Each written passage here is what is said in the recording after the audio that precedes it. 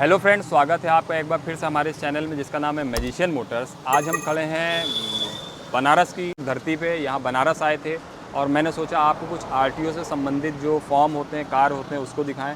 तो आज हम आए हैं हमारे एडवोकेट सुजीत भैया, जो कि पेशे से एडवोकेट हैं, लेकिन ये आरटीओ में भी हेल्प करते हैं। तो आज हम इनके पास आए हैं और इनसे पूरी जानकारी लेंगे। तो हमारे साथ हैं मिस्टर एडवोकेट सुजीत भैया हमारे साथ हैं। सर कैसे हैं आप? बढ़िया भैया।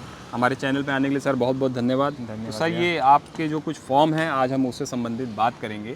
तो सर सबसे पहले जो हमारे जो दर्शक होते हैं या गाड़ी के ओनर होते हैं, तो उनको सबसे ज़्यादा समस्या आती है, गाड़ी जब ट्रांसफ़र होती है तो उनको उसका प्रोसेस नहीं पता होता। तो लोग बहुत डरते हैं कि कैसे होगा, क्या होगा। तो आप हमें पहले उसके बारे में रूल प्रोसेस बताइए और उसके बाद उसके फॉर्म्स के लिए, जैसे कि कोई भी गाड़ी आप अगर क्रय विक्रय कर रहे हैं, तो क्रय विक्रय करने से संबंधित मतलब कि विक्रेता जो है सेलर को, हाँ सेलर को मतलब आरटीओ ऑफिस आना पड़ेगा और क्रेता को भी आना पड़ेगा। खरीदने और बेचने दोनों को खरीदने और बेचने वाले दोनों को आना पड़ेगा। दोनों लोग अपना आधार कार्ड, दोनों लोग एक एक फ़ोटो अपना और एक दोनों लोग का पैन कार्ड वहाँ, हाँ गाड़ी की अगर आवश्यकता पड़ती है तो गाड़ी को भी लाना पड़ेगा, कभी कभी लाना पड़ जाता है जी। फिर वो वहाँ साइन होगी जी, वहाँ आप ऑनलाइन आवेदन करते हैं। ऑनलाइन आवेदन करने के बाद जो फॉर्म मतलब कलेक्ट करते हैं, कलेक्ट करने के बाद उसको आप कार्यालय में मतलब प्रस्तुत करेंगे। उसके बाद फिर वही प्रोसेस आगे बढ़ेगा। तो उसमें कौन कौन से फॉर्म लगते हैं खरीदने बेचने में? खरीदने बेचने वाले में फॉर्म आपका एक फॉर्म 29 और 30। दिखाइए आप हमको कौन सा फॉर्म है ये फार्म आपका है, ये फार्म 29 है, ये 30 है। 30 के जो पार्ट 1 है, पार्ट 1 में जो विक्रेता है यानी जिसके गाड़ी है उसको मतलब ये फर्स्ट है signature of thumb impression of transfer. ऐसे दिखाइए। हाँ, अब ऐसे बताइए। ये आप फॉर्म 30 है और इसमें विक्रेता का सिग्नेचर ऑफ थंब इम्प्रेशन, जो विक्रेता है उसका सिग्नेचर यहाँ विक्रेता मतलब जो सेलर है जी, उस पे यहाँ फर्स्ट पेज पे साइन होगी और एक पासपोर्ट साइज फ़ोटो यहाँ पे लगेगी होगा बेचने वाले जी। और ये आता है फॉर्म 29। ये फॉर्म 29 भी है, ये विक्रेता का ही है। ये भी सेलर का है? हाँ, ये भी सेलर का है। Signature of thumb impression of registered owner, ये विक्रेता का ही सिग्नेचर होगा इस पर। ठीक है। और इसमें डिटेल्स भरी जाएंगी गाड़ी? हाँ, इसमें पूरे गाड़ी का मतलब डिटेल भरा जाएगा, विक्रेता का और क्रेता का।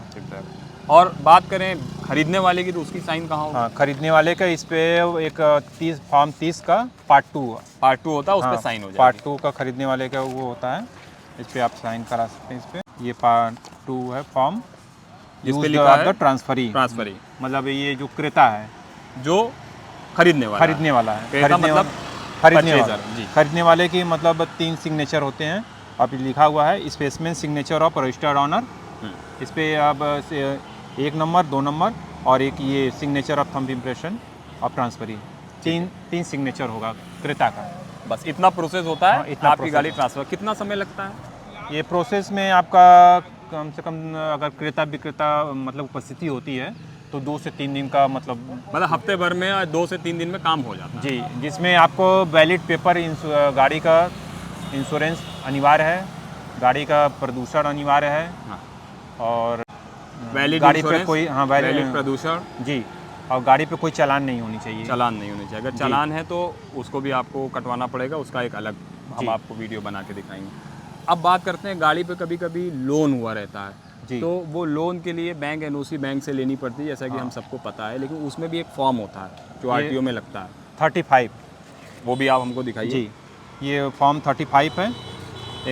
इस पर अगर जिस बैंक या फाइनेंसर से फाइनेंस होते हैं, इस पर नो ड्यूज के साथ इस पर signature of financer of the seal and address, इसमें बैंक का लगेगा। हाँ, बैंक का मुहर लगेगा। इसके ऊपर signature of thumb impression registered owner, जिस विक्रेता के सिग्नेचर होगा, जो गाड़ी मालिक होगा जी, सेलर यानी गाड़ी मालिक, उसके साइन होंगे, इस पे साइन होंगे। तो ये भी फॉर्म जब लगेगा बैंक एनओसी के साथ, तब हमारी गाड़ी जाके पहले एचपीए कटेगा, उसके बाद फिर आप गाड़ी ट्रांसफ़र करा सकते हैं जी। तो जैसा सर आपने हमको प्राइवेट गाड़ी का जो है ट्रांसफ़र, ओनरशिप ट्रांसफ़र के बारे में बताया। अब एक समस्या आती है कभी कभी कि डेथ केस हो जाता है, किसी गाड़ी मालिक की डेथ हो जाती है, तो उसमें क्या प्रोसेस होता है लीगल कि गाड़ी हम किसी को बेच रहे हैं तो ट्रांसफ़र हो? देखिए, डेथ वाले में जो विक्रेता मतलब जिसकी डेथ हो जाती है, गाड़ी मालिक, हाँ, प्रोसेस में है कि उसमें फॉर्म 31 सक्सेशन हाँ। सक्सेशन कराना होता है, उसको आप तहसील से पहले आप एक सक्सेशन लेटर बनता है, निकटतम प्रमाण पत्र जिसको ठीक है। बोलते हैं। उसको तहसील से बना के निकटतम प्रमाण पत्र में ये होता है कि उनके जो निकटतम संबंधी होते हैं, बेटे हो, पुत्र हो, पुत्री हो, ब्लड रिलेशन। हाँ, ब्लड रिलेशन में जितने लोग वारिस जिसको वारिस नाम कहते हैं, जितने भी लोग रहेंगे उनका उसमें नाम आ हाँ, जाएगा। पहले उनका नाम आ जाएगा, उनको उनके नाम से गाड़ी पहले ट्रांसफ़र होगी, जितने लोग रहेंगे। जैसे 5 लोग हैं, जी। सपोज दैट कि गाड़ी मालिक का नाम मान लीजिए अजय है। जी अजय के 5 बच्चे हैं, 2 बेटी हैं, 3 बेटे हैं। जी। तो पांचों के नाम गाड़ी एक साथ ट्रांसफ़र होगी। हाँ, एक साथ पांचों के नाम से हो जाएगी। अब वो अगर किसी और को बेचना अगर चाह रहे हैं, किसी थर्ड पर्सन को, तो पांचों लोग मतलब जिसकी सहमति होगी कि हाँ, पांचों लोग की हाँ कि इनको बेचना है, हाँ। उसके बाद वो मतलब डबल ट्रांसफर, फिर गाड़ी ट्रांसफ़र हो जाएगी। जी। तो उसमें पहले वो डबल प्रक्रिया। सक्सेशन लगेगा आरटीओ में, जी। और उसमें ये आपका फॉर्म डेट 31 जो आप बता रहे हैं, फॉर्म 31 है सक्सेशन के लिए। सक्सेशन के लिए। जी। जैसे कि देख सकते हैं फ्रेंड्स, इसमें कहाँ कैसे साइन होती है।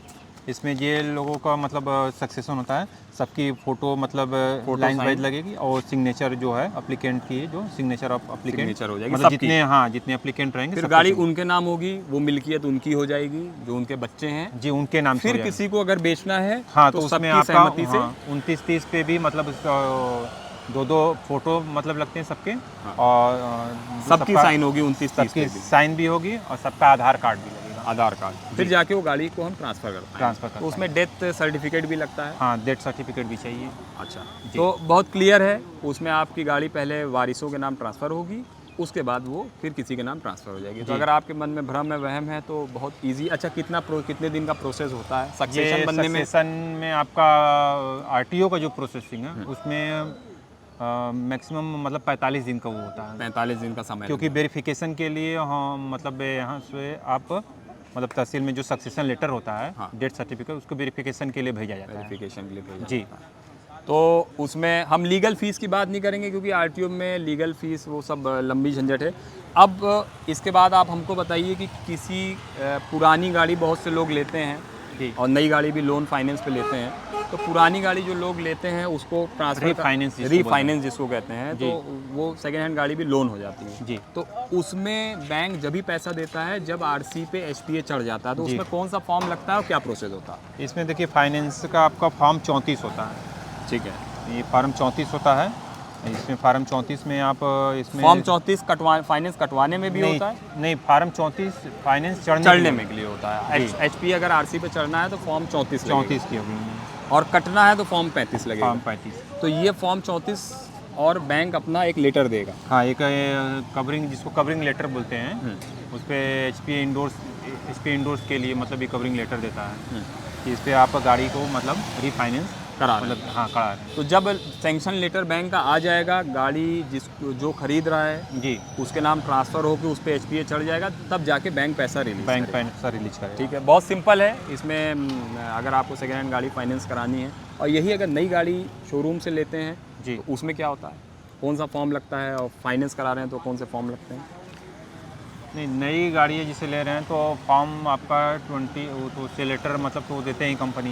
हाँ। 20 फॉर्म मतलब फॉर्म 20 एक लेटर कंपनी देती है जी, जो सेल इनवॉइस सारी चीज़ होती है, और वो भी आरटीओ में प्रक्रिया है, मतलब सेम चीज़ है। फॉर्म 34 भी ही आपको उस पर मतलब विंडोज़ के लिए चाहिए। उसमें एचपीए का फॉर्म नई गाड़ी भी ले रहे हैं आप कंपनी से, हाँ। तो भी आप अगर इंडो मतलब फाइनेंस करा रहे हैं तो उसमें भी फॉर्म 34 और नई गाड़ी में कौन सा रजिस्ट्रेशन के लिए फॉर्म कौन सा लगता है? फॉर्म के तो फॉर्म 20 आपका फॉर्म 20 लगता है जी, वो नई गाड़ी के रजिस्ट्रेशन के लिए। जी। अब किसी जैसे गाड़ी की एनओसी, नो ऑब्जेक्शन सर्टिफिकेट, जैसे कि गाड़ी बनारस की जी। है, हम उसको दिल्ली भेजें या यूपी में ही कहीं भेजें, जी। तो उसमें एनओसी का प्रोसेस क्या होता है? एनओसी इशू कराना है। एनओसी यानी कि नो ऑब्जेक्शन सर्टिफिकेट, मतलब गाड़ी पे कोई चालान नहीं है, गाड़ी पे कोई क्लेम नहीं है, गाड़ी कोई एक्सीडेंटल मतलब कोई केस नहीं है, उसको नो ऑब्जेक्शन सर्टिफिकेट बोलते हैं, जिसकी आरटीओ में लीगल फीस 0 रुपये होती है। जी। हाँ। तो उसमें आपका फॉर्म 28 फॉर्म 28 लगता है। जी, फॉर्म 28 लगता है। 3 फॉर्म लगते हैं। जी, 3 फॉर्म लगते हैं। 3 पे आपको तीनों फॉर्म पे साइड में गाड़ी की जो गाड़ी रहेगी, गाड़ी उसमें गाड़ी भी मतलब प्रस्तुत होती है, और वाहन स्वामी भी, वाहन स्वामी भी होता है, जी। और उसमें चेसिस नंबर भी ट्रेस किया हाँ, जाता है। 26 नंबर फॉर्म सत्यापन पे, किया तीनों जाता है पे। कि हाँ, तीनों पे फॉर्म पे ट्रेस किया जाएगा आपको, और इसके लिए मतलब कि नो ऑब्जेक्शन सर्टिफिकेट, इस पे एसएसपी ऑफिस से डीसीआरबी रिपोर्ट आती है। अच्छा, डीसीआरबी रिपोर्ट आती है, डिस्ट्रिक्ट क्राइम ब्यूरो रिपोर्ट होती ब्यूरो है। रिपोर्ट होती है। हाँ, वो आती है, उससे ये क्लियरेंस होता है कि गाड़ी से, आपकी गाड़ी से कोई भी मतलब एक्सीडेंट नहीं है, ना कोई चालान है, ना कोई क्रिमिनल हाँ कोई एक्टिविटी। क्रिमिनल एक्टिविटी है। वो जो देते हैं उसके आधार पे ही एनओसी जारी की जाती है। तो हमें एसएसपी ऑफिस से डीसीआरबी रिपोर्ट लेनी होगी जी और ये फॉर्म 28 लगेंगे, गाड़ी बेचने वाले को आना होगा, जी। गाड़ी प्रस्तुत होगी, फिर आपकी एनओसी इशू हो जाएगी जी, बहुत NOC ईजिली। और इसके साथ जैसे कि कुछ चीज़ें बच गई हों तो आप हमें बताइए, जैसे ये फॉर्म एक 25 है। होते हैं, देखिए फॉर्म 25 आपका, फॉर्म 25 का होता है कि जैसे गाड़ी की एक प्राइवेट गाड़ी की जो वैधता होती है, एक 15 साल होती है नई गाड़ियों की। ठीक है, 15 साल बीतने के बाद जो उसको पुनः पंजीयन आप करा रहे हैं, तो पुनः री पंजीयन के लिए- रजिस्ट्रेशन जिसको जी, कहते हैं। जी, पूरा पंजीयन के लिए आपको गाड़ी की आवश्यकता होती है, और गाड़ी की आवश्यकता के साथ साथ वैलिड इंश्योरेंस होना चाहिए आपका, और वैलिड प्रदूषण पॉल्यूशन होना चाहिए। हाँ, ये इतना चीज़ होनी चाहिए। इसको आप फॉर्म 25 पे 33 नंबर ट्रेस करके आप जैसे कि ये आवेदन कर फॉर्म सकते 25 हैं। है तो इस पे चेसिस नंबर ट्रेस करके हम आवेदन कर सकते हैं। आवेदन कर सकते हैं आप। उसमें गाड़ी की वैल्यू के हिसाब से टैक्स कैलकुलेट होता है। हाँ, मतलब उसमें आपका एक अमाउंट रहता है जो आरसी पे, उसका ग्रीन टैक्स मतलब 10% वो जमा होता है, और जो पुनः पंजीयन की फीस जमा होगी वो जमा होगी। जैसे कि ये वीडियो सितंबर 2023 में बन रही है, तो थोड़ा बहुत आरटीओ के रूल में फ्लक्चुएशन आता है। ये सारी वीडियो, पहली चीज़ तो प्राइवेट गाड़ी के लिए बन रही है, और फ्लक्चुएशन ये आता है कि गाड़ी की अगर फिटनेस से ये जो 15 साल ख़त्म हो गया है जी, और हमने उसको सपोज दैट 1 महीना नहीं रीन्यू कराया, री रजिस्ट्रेशन नहीं कराया, फिलहाल तो उसमें पेनाल्टी लगती है। उसके बारे में 500 रुपये महीने पेनाल्टी है आपकी। पेनाल्टी है, जी, जो कि अगर हमने गाड़ी का री रजिस्ट्रेशन नहीं कराया तो हर महीने 500 500 रुपये रुपये देना होता है। और यही अगर एनओसी कहीं से आई है और उसको हमने दर्ज नहीं कराई सेम स्टेट की, तो उसमें कोई अभी पेनाल्टी नहीं अभी है। कोई पेनाल्टी नहीं है। लेकिन फ्रेंड्स बता दूं, अगर किसी अदर स्टेट से आपकी एनओसी आई है, जी, लाइक understand। आपको गाड़ी यूपी में ट्रांसफ़र करानी है, एनओसी दिल्ली से आई है, मतलब अदर स्टेट से, जी, और उसको 1 महीना हम अगर ट्रांसफ़र नहीं कराते हैं तो उसमें भी कुछ पेनाल्टी लगती है। हाँ, उसमें आपका जैसे कि बाहर एक मान लेते हैं कि हमारी एनओसी अगर छत्तीसगढ़ से अगर हम बनारस में दर्ज कराने के लिए ला रहे हैं, मतलब उसकी कि वैधता CG 1 महीने के लिए होती है। सीजी से हम यूपी में करा रहे हैं। जी, सीजी से यूपी में करा रहे हैं, तो आपका जो टैक्स बनेगा, टैक्स का 5% पेनाल्टी आपको मतलब जुर्माने के तौर पे देना होगा। लगेगा 1 महीने की देरी। 1 महीने का। और अगर यही 2 महीना हो गया तो 5% मतलब पर 10% मंथ, मतलब हो हाँ 10% होगा। हर महीने 5% वो बढ़ता जाएगा। जी, और यूपी में टैक्स की क्या 8% चल रहा है, अगर 10 लाख के नीचे 10 लाख के अंदर की गाड़ियाँ हैं तो 8%। 8%। बाकी जितने साल वो चल जाती है उसको आपको 5% पर ईयर आपको रिबेट रिबेट मिल जाता है। जी। तो बहुत बढ़िया लगा। और भैया इसमें फॉर्म, अभी एक फॉर्म और दिख रहा था, फॉर्म 26। हाँ, फॉर्म 26 इसको बोलते हैं। इसमें जैसे कि आपके विक्रेता मतलब जिसके वाहन स्वामी की आरसी जिससे खो जाए, आरसी अगर खो गई किसी गाड़ी की, तो आरसी उसमें क्या अगर खो करें? गई तो आप फॉर्म 26 पे इसके साथ एफआईआर एक एफआईआर अगर आपको डुप्लीकेट आरसी निकलवानी है जी, तो फॉर्म 26 के साथ एक एफआईआर लगेगी। जी, एक एफआईआर लगेगी, इसमें विक्रेता के tracing भी आधार होगी? कार्ड, हाँ, चेचिस नंबर ट्रेस ट्रेस होगा होगा। जी, और आधार कार्ड लगेगा। जी। फिर कितने दिन में आरसी मिल जाएगी? इसकी आरटीओ की लीगल फीस कितनी होती है? लीगल फीस तो आपको 300 रुपये ही जमा होगी जी। और गाड़ी भी ले जाना होगा। गाड़ी के चेचिस चाहिए। हाँ, तो गाड़ी ले जाके सीन करा देंगे तो अच्छा रहेगा। जी। और हमें आप ट्रांसफ़र की भी लीगल फीस बताइए कि गाड़ी अगर सेम जगह से ट्रांसफ़र हो रही है, जैसे बनारस की गाड़ी बनारस में ही किसी के नाम ट्रांसफ़र जी, लीगल फीस इसकी आपको 300 रुपये है 300 रुपये। जी, प्रोसेसिंग से। आप खुद से कराते हैं, चले जाते हैं, तो इसकी लीगल फीस 300 रुपये। और भैया कुछ और ऐसा रह गया फॉर्म 27 जैसे कि है, ये किस चीज़ का? फॉर्म 27 है भैया, इसमें जैसे कि अदर स्टेट से जो गाड़ियाँ आती हैं, हाँ, हाँ, अदर स्टेट से गाड़ियाँ आती हैं, तो जैसे उसपे- अदर स्टेट से लाइक दिल्ली से गाड़ी आई बनारस, जी, तो जो दिल्ली का नंबर है आपको जो से बनारस में आना है, तो बनारस का नंबर लेने के लिए form 27 new registration mark in motor vehicle assignment, जिसको नया असाइनमेंट नंबर मतलब नया नंबर के लिए फॉर्म 27 फॉर्म किया। 27 लगेगा नया नंबर लेने के लिए। जी, इसमें नया भी नंबर। ट्रेसिंग वगैरह होगी। हाँ, चेचिस नंबर इस पर भी तो ट्रेस किया। टैक्स के अलावा ये न्यू नंबर लेने की क्या फीस होती है? न्यू नंबर लेने की फीस का और रजिस्ट्रेशन Legal फीस जो न्यू गाड़ी का रजिस्ट्रेशन का फीस होता है वही ये इसकी भी होती है वही होती है। जी। अच्छा, जैसे कि जो टैक्स लग गया, सपोज दैट 40,000 50,000 हमने टैक्स दे दिया, जो टैक्स लगा, इसके अलावा जो नंबर लेने की फीस, जो ट्रांसफ़र अदर स्टेट की गाड़ी जो ट्रांसफ़र अदर स्टेट के नंबर लेने की जो फीस होगी ट्रांसफ़र आपको, वो उसको 600 रुपये 600 रुपये। तो आप चाहें तो उसको करा सकते हैं। तो सुजीत भैया हमारे साथ आए, अब कुछ और फॉर्म रह गए हैं तो बताइए। बस एक बार हमको सारांश बता दीजिए कि अगर किसी गाड़ी को नॉर्मल ट्रांसफ़र कराना है जिस पे लोन फाइनेंस नहीं है तो कितने फॉर्म 29-30 लगेंगे?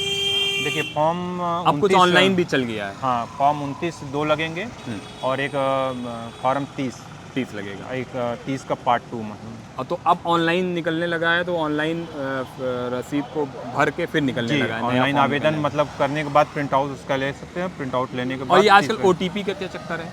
OTP आधार से जिससे लिंक हो गया है, मतलब ये फर्जीवाड़ा के रोकने के लिए। हाँ, तो ओनर का जो मोबाइल नंबर है उस पर OTP भी जाएगा, तब जाके आपकी गाड़ी ट्रांसफ़र होगी। जी, एक बात तो ये हो गई। और सारांश में किसी गाड़ी की NOC हमको इशू करानी है, उसमें 3 फॉर्म 28 लगेंगे। फॉर्म 3 खाली फॉर्म की बात करें जी। किसी गाड़ी की RC खो गई है तो उसमें फॉर्म 26 के 26 लगेगा।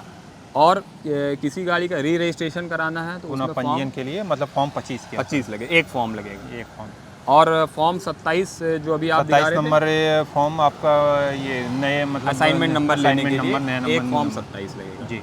तो फ्रेंड्स बता दूं, अगर आपको भी RTO संबंधित किसी चीज़ में हेल्प लेना है तो हमारे भैया आपको, इनका नंबर जो है डिस्क्रिप्शन में रहेगा, सुजीत भैया का नंबर उसमें रहेगा। ये सदैव तत्पर रहेंगे, आपकी पूरी हेल्प करेंगे जैसी भी हो। इनका काम भी बहुत फास्ट है, अच्छी मदद कर देते हैं, तो आप भी इनसे संपर्क कर सकते हैं। भैया हमारे चैनल पे आने के लिए थैंक यू सो मच, बहुत बहुत धन्यवाद। इन्होंने अपना कीमती समय दिया, और फिर आने वाले वक्त में हम लोग और भी वीडियोज़ इस विषय पर बनाते रहेंगे। ठीक। और फ्रेंड्स वीडियो पसंद आई तो वीडियो को लाइक करिएगा, शेयर करिएगा और चैनल को सब्सक्राइब ज़रूर करिएगा।